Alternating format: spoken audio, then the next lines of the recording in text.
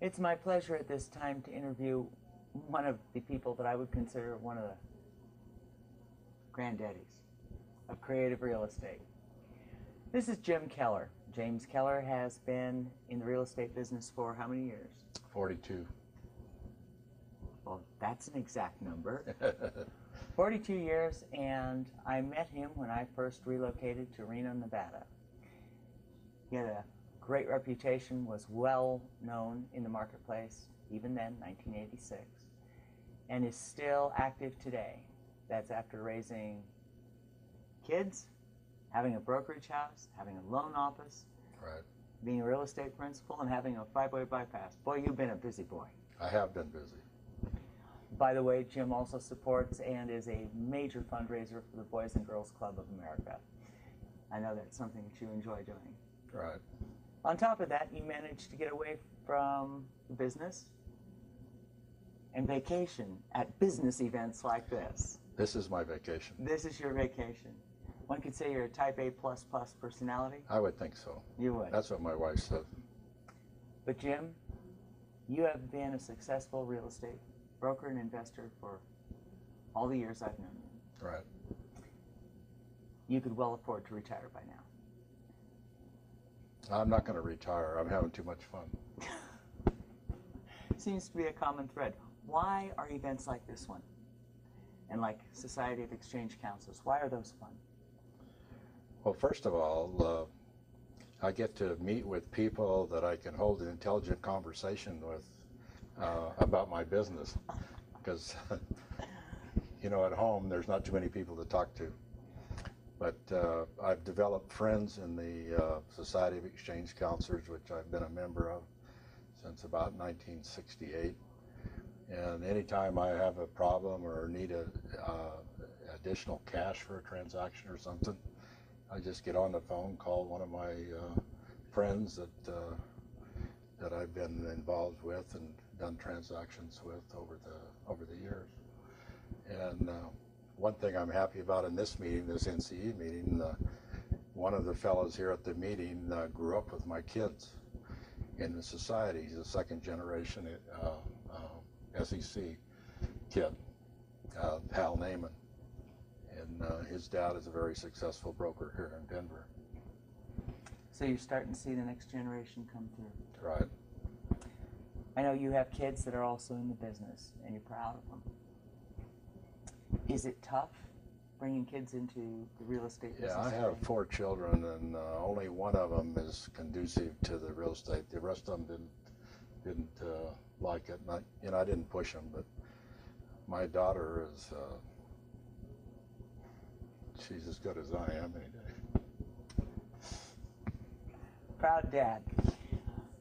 You know, for those of us who don't have kids, it's hard to appreciate how much pride must be involved there, but I know how I feel when I see my agents learning this business and growing in it. Well, it's a tough business to learn. You really have to put your time in, and you know, it's a 24/7 business, really. If you want to get good at it, you have to get educated. I started out getting into creative real estate because the market was terrible in those days, and there was nobody to exchange with because nobody knew how to do it. Mm-hmm. So I used to do it by myself. I'd handle both sides of the transaction, which is kind of taboo now because of the agency rules. Oh, yeah, because of the agency rules, right? Well, although in exchanging and the way you deal as a counselor with your clients, basically all the cards are face up on the table. Right. Everybody has to get what they need out of the transaction, or it doesn't work. That's correct. But I used to take care of both sides of the transaction when I did it. In fact, I developed the first exchange form in our area, and I'd have brokers call me and say, "What is it?"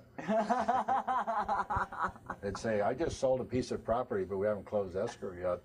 But now they want to do an exchange. What do I have to do?" And I'd say, "Well, where are you at right now?"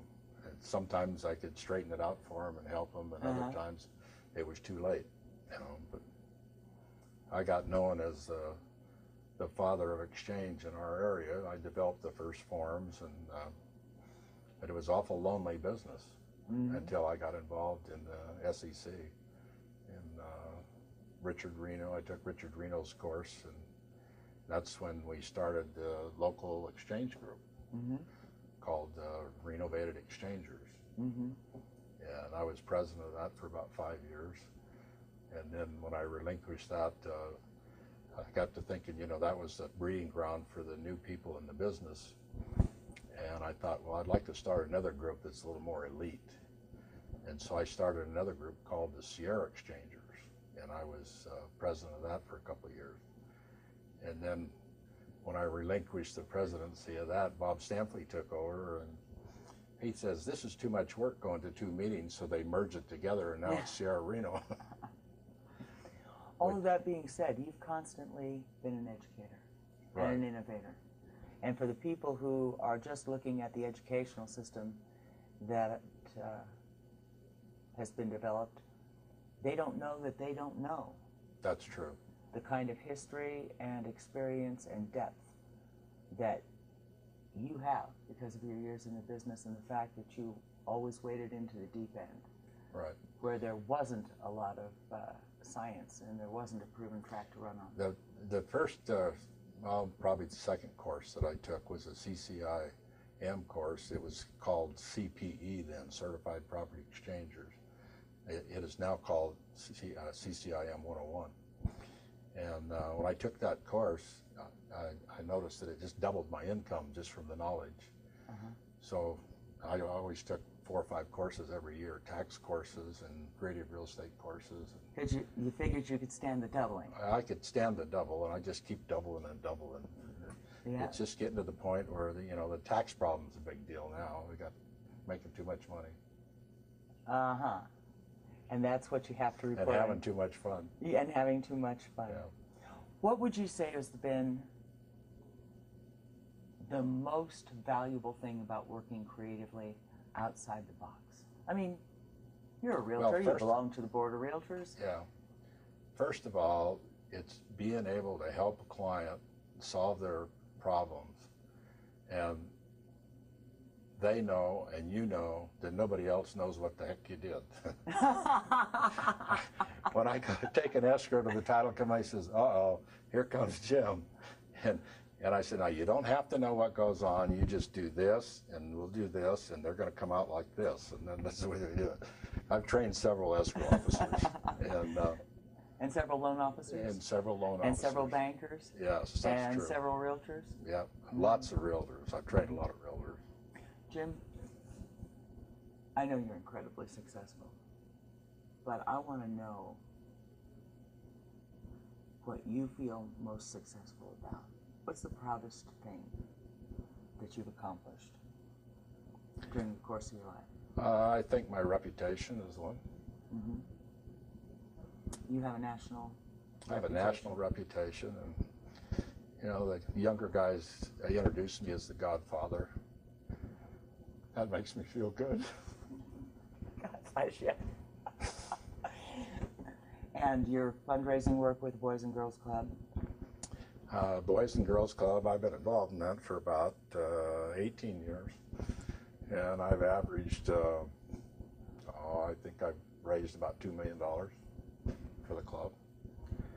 And 13 years ago, I started a sporting clay event. That's my hobby, shooting sporting clays. And I've averaged $50,000 a year for the Boys and Girls Club. That's marvelous. In fact, this year it was actually $55,000.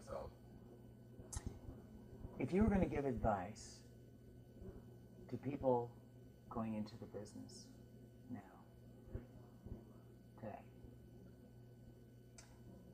what advice do you have that you think might save them 10 years of effort? I would say they need to get educated, and every time they take a course, they need to put it into practice. There's a lot of people that are professional students, and they don't know anything about the business. They got technical knowledge, but they don't know how to put it together. One thing I think you need to know is we're a people business. The real estate is just a vehicle we use, and if you counsel your clients and really know your clients and solve the people problems, the real estate's a snap. You've made it go. Tough times, being a groundbreaker, being somebody new, or walking solo a lot. What in you was the most valuable asset you brought to this business? I'd say experience. It's like, you know, I could be broke today, but as long as I've got my brain, I can make it back tomorrow. That's a supremely confident statement. Yeah, the education is very important, and you know, it helps to circulate and with people of knowledge. Mm-hmm. And these NCE meetings and the SEC meetings and our local exchange groups, those are very important because I think people learn things there to help their clients and learn about the business. You know, I know because I know people who have known you a long time, and you and I have talked kind of frequently, sometimes through real difficult circumstances. Deals gone awry and agents having problems. It's very, very hard to give you all of the credit and kudos that you have earned. You're not the guy who's grabbing for the microphone and gets up in front of the spotlight. If you were in charge of writing your epitaph, or if you were writing the words you'd like to hear somebody say about you, can you tell me what you'd like those to be? Yeah, I'd turn it over to my daughter. She's smarter than I am. She'd write it. I think she already wrote it. One time, unbeknownst to me, the Boys and Girls Club every year, they have a Man of the Year. Mm-hmm. And this one time, I was the one elected, and it's one of those things that you don't know about. Mm-hmm. And so all of a sudden, over a period of about 3 months, my daughter's saying, well, what did you do? When did you leave home? And she was asking me questions, you know, and she'd ask 4 or 5 questions, and then she'd disappear. Then all of a sudden, we've got this Man of the Year award, and I've got, you know, got a table of 10, and all my real closest friends are at this table, and it cost them $250 to come to that dinner. Mm-hmm. And I never thought, I think, well, my daughter did a good job hustling these people, because she was on the board too. Mm-hmm. And then the announcer gets up there and starts talking about this guy, and all of a sudden, it dawned on me who that guy was. It was me. Anyway, Roland Melton, the head guy at the newspaper, he wrote that all up and published it in the Reno newspaper. Mm-hmm. With my picture in it. And then he sent me a hard copy, and it's framed in my office. And you could probably use that. Other than that, if I was going to say something, I would just say that he was a good guy that brought something to the business and helped people. I think you did more than help some people. I think probably you changed lives, and in some cases for generations. I probably have done that. It's a great heritage, Jim. Love you to death. You're a great guy. Thank you.